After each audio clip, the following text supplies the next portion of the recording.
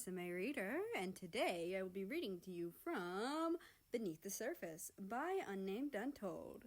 Before we get into the chapter, here's my usual warning, and I'm going to go down these as I always do.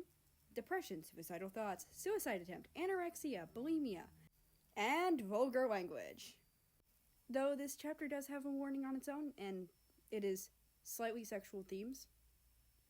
So it shouldn't be too bad, but it's there. Well, before we get into the chapter, I'm also going to tell you that this is the first one being recorded in a new location. So tell me what you think of the audio quality, and if you want it to change too damn bad, I can't. Because I have moved. That being said, let's get into the next chapter.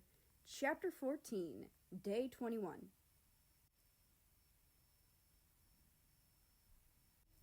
I was coming home from the town's general store. There were a lot of people there. Unlike bigger cities, the people weren't going crazy to hoard as much supplies as possible. They were kind and sharing, letting those with families go first. The store is a lot smaller than those in a big city, but still had everything needed for a blizzard. I pulled up to the house, glad to finally be back. I got out of the car and popped the trunk. From in it, I pulled a small bale of hay. I cut the strings and started spreading it across the yard. As I was spreading it, the rabbits started gathering up big mouthfuls to take to their dens to keep warm. Hay is very good insulation. Some even nibbled on the unexpected food source. I smiled as I watched them. I loved making sure that the wildlife near me was taken care of. I took in a deep breath of the fresh, crisp air. The temperature definitely had dropped since yesterday. Looking up the sky, I could see gray clouds that were slowly getting darker. The storm was supposed to hit at about 5, and it was 2 right now. We had to finish setting up preparations soon, unless we wanted to do them in a snowstorm. I watched them for a moment more before bringing the supplies in. It wasn't a whole lot, mostly food to last for a week, and some bottled water just in case the pipes froze. I also picked up a new deck of cards and a big fluffy cat bed. It was in case we had to move to the living room if the power went out. I want my kitties to stay nice and warm. I put the red, white, and blue camo printed cat bed close to the fireplace, and Hero immediately laid on it. A little later, Lampushka hopped on and curled up around her. The two of them started purring loudly as they snuggled up together. I smiled and gave them both a pet. I noticed that Hero's belly was more solid than it should have been. If she was eating as much as she should have been, then it should have been a little squishy. Perhaps she had just eaten. I went into the kitchen and started putting the food away. It was mostly boxed and canned food, so that nothing would go bad if the power went out. They would also last longer if we were stuck here longer than I thought we might be. I could hear Ivan cutting wood from the trees that he had chopped down earlier today. As I walked down by the window, I glanced out and nearly gave myself whiplash when I did a double take. Ivan was cutting the wood shirtless. I stood by the window, staring at his muscular body while he worked. The way his muscles rippled with power when he brought the axe down. How what little light there was casted shadows across his body, adding further to the definition to his already impressive muscular build. I bit my lip as a small blush formed on my face, as some not-so-innocent thoughts entered my head. I knew the power behind those muscles. I had felt it during our many fights. But how would that power field when used in a more recreational activity? I snapped out of my thoughts and noticed that Ivan had seen that I was watching him. My face turned tomato red, and I ducked down. I rushed to the counter where the food was still, and I started putting it away, acting as though I had not just totally been drooling over him from the window like a creep. A few moments later, Ivan came inside with a smug look on his face, still shirtless. "How was your trip to the store, Frederica?" he asked, leaning against the kitchen sink, clearly showing off his 8-pack. He was doing it on purpose. "It was fine. The wind started picking up a bit on my way home. Nothing I couldn't handle, though," I said as I finished putting away the food. I turned around and leaned against the pantry with my arms crossed, trying not to stare, but failing miserably. I couldn't help the fact that he was hot. "Why are you blushing so much, Alfred? See something that has caught your interest?" he asked in a teasing tone of voice, and my blush darkened. "No," I said stubbornly. "It's just a little warm in here, that's all." "Are you sure about that?" he purred as he got closer to me. His hand reached down and pulled my head up so I could look him in the eyes. "Yes," I squeaked. "You're lying, Frederica," he whispered as his lips brushed lightly against mine. "What you gonna do about it, big guy?" I teased with a small grin. He smirked and captured my lips in a passionate kiss. His slightly chapped lips melded against my softer ones. His body pressed up against mine, effectively pinning me against the dark oak pantry doors. Solid hands rested at my back and on the back of my head. My hands clung to his shoulders for support as my knees grew weak. My eyes fluttered shut as the kiss deepened. His hand started to roam up and down my sides. A thigh wedged itself in between my legs, causing me to let out a surprised gasp. He wasted no time diving in to claim his territory. I half-heartedly fought back, but eventually let him win. Eventually, we had to break apart for air. We broke apart, slightly panting from the kiss. The blush was still on my cheeks, and I turned my head away in embarrassment. Gentle hands brought my face back to meet his. A soft smile played at his lips. He looked at me with adoring and kind eyes. "I love you," he whispered. A large, bright smile broke across my face. "I love you too." "Good, no one else is allowed to have you," he said, slightly possessively as he held me closer. "Oh, is that so?" I teased. "Nah, if anyone else tries to claim you, they will not live to tell about it. That is promise." He growled darkly as his purple aura showed a little. "You better not let anyone else claim me, especially not before you've properly laid claim," I purred seductively. "Is that an offer?" he asked, interested. "More like a promise. I know that as nations we don't get the luxury of long-term proper courtship, what with literally anything capable of happening at any minute, and us hardly ever being in the same country unless it's a meeting. However, I would like to bond a little longer before we take the next step. I'm not quite ready for something like that." I looked him in the eyes as I took his hands. I may be childish and don't always take things seriously as I should, and I may like to play like I'm 5. Sex, however, was something that I've always been completely serious about. I need my relationship to be solid and on stable grounds, made up of love and trust and mutual respect. I need to have feeling behind it to make it special, as something only lovers do. Which is why I have remained a virgin in all of my life. It's not something I was taught when I was with my sisters. It was a conclusion I came to myself. I need to know my partner and know that they respect me as a person and not just as another body to warm his bed at night. I'm not a toy, and I respect myself too much to allow myself to be treated like one. And he needs to know that as well. Of course, my Frederica. I will never pressure you into doing something you are not comfortable doing. We can go at your pace. He kissed my temple softly. You're a big softy, I giggled.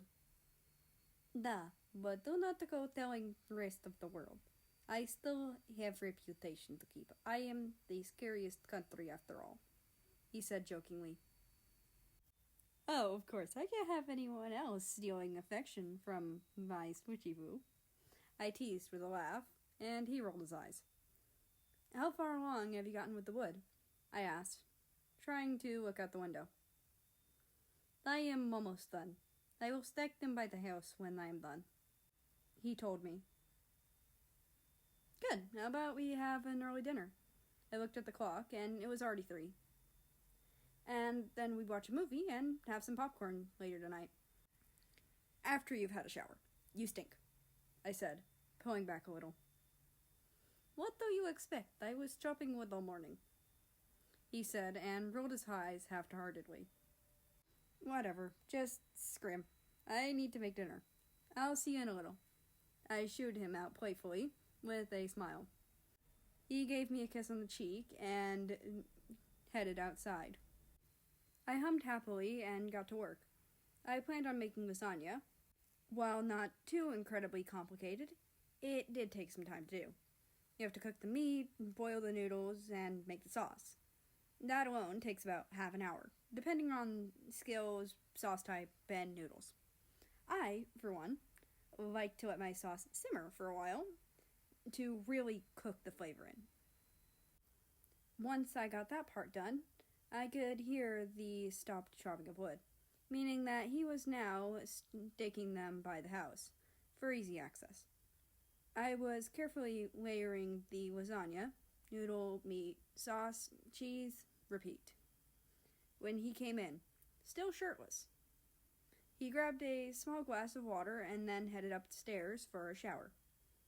While he was down, I took a few sneak peeks at his godlike form and filed those images away for later use.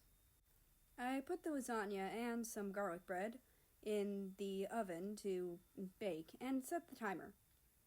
To help pass the time, I cleaned the kitchen. Since it was, for the most part, clean, I got that done relatively fast. Next, I moved on to the laundry. I grabbed the laundry basket out of our room and took it down to the basement. Switching out the loads, I took what was in the dryer, folded it up, and brought it up to our room, and then put it away. I then put the basket back down. On my way back to the kitchen, it dawned on me that somewhere in the back of my mind was I not only acting like the perfect housewife, I was pretty good at it too. Go big or go home, I guess. I pulled the food out of the oven and placed it on the stove. I immediately started to cut the lasagna while it was still hot. The bread came out pre-sliced. I pulled down some plates and started to serve the food, just as Ivan came down from his shower.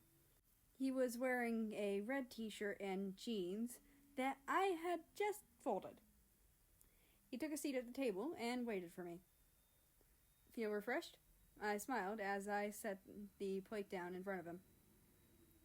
The temperature was starting to go down when I came in.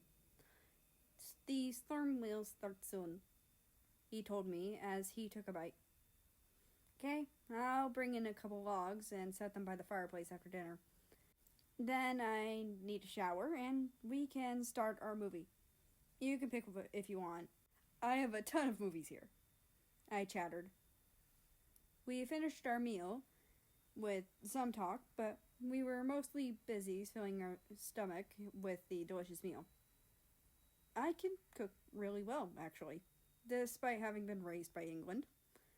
I popped outside really quickly, just to get enough wood to last a couple of hours.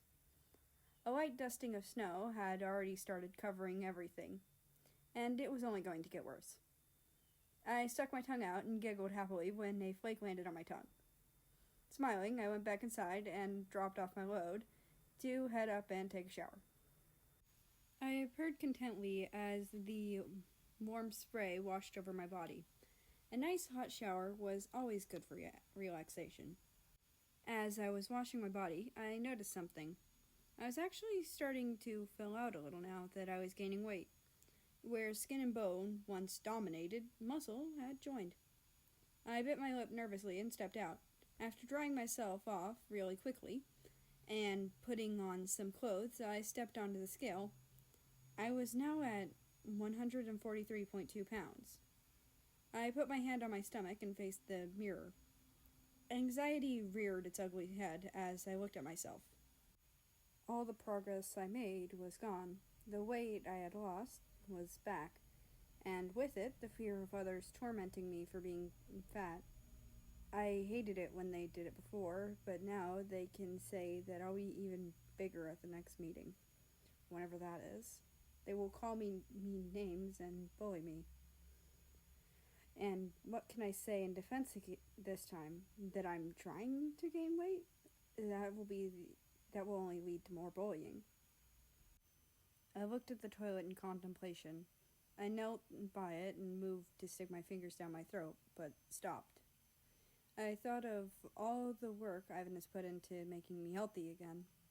All the progress we made to take me back from death's door, where I'm at now. All the reassurance that I was not fat and the others were wrong. Did I really want to throw that all away? I thought for a moment longer before steeling myself. I picked myself back up and got out of the bathroom.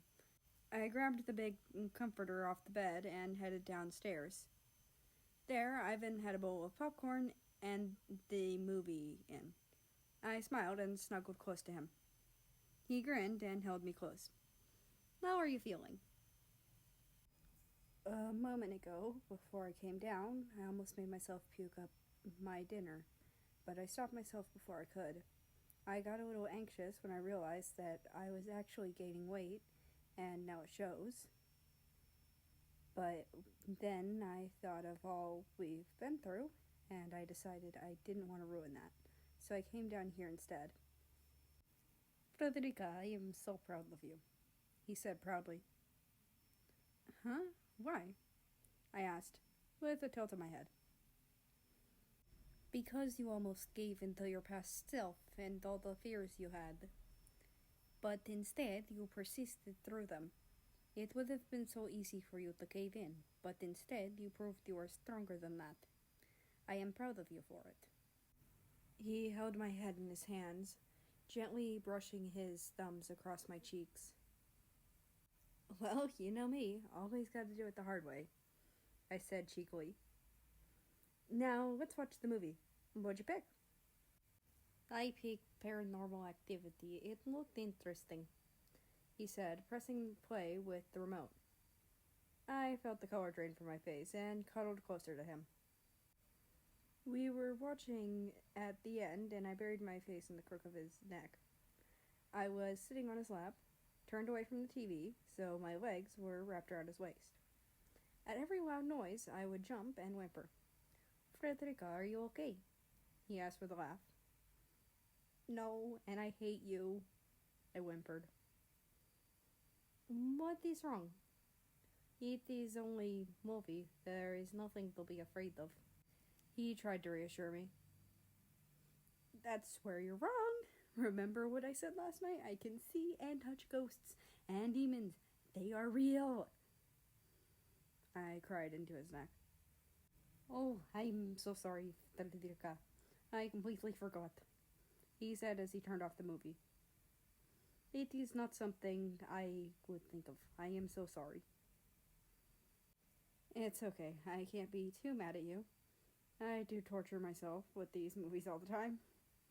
I laughed weakly. I'm sorry, he said, kissing my forehead. Let's go to bed. Huh? Might make you feel better. Carry me? I asked, taking my head out for the first time in the last 20 minutes. He laughed and nodded. He scooped me up bridal style and wrapped me in a blanket burrito, and then carried me up the stairs. He brought me into the room and set me down on the bed.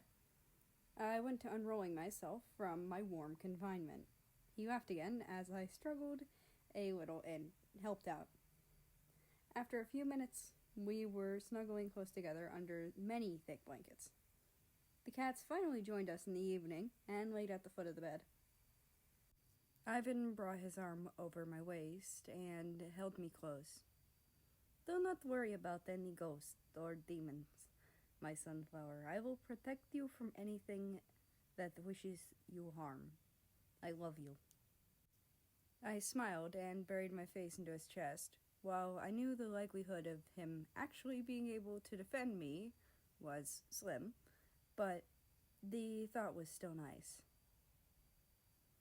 "I love you too, Snowflake," I whispered and drifted off to sleep.